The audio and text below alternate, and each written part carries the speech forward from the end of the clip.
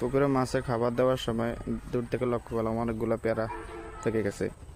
এখন কাছে আসার পর দেখলাম মাছি পোকার প্রচণ্ড পরিমাণ আক্রমণের ফলে পেয়ারাগুলো নষ্ট হয়ে গেছে মাছি পোকার ডিম পাড়ার কারণে। আপনাদেরকে ভেঙে দেখাই।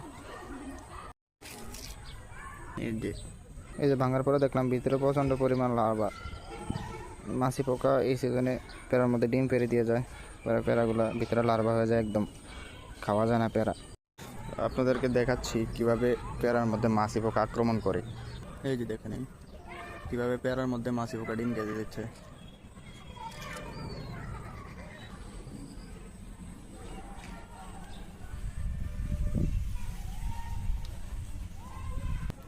মাশাআল্লাহ প্রচুর পেয়ারার ফলন হয়, বাট এই সিজনে খাওয়া যায় না মাছি পোকার আক্রমণ কারণে।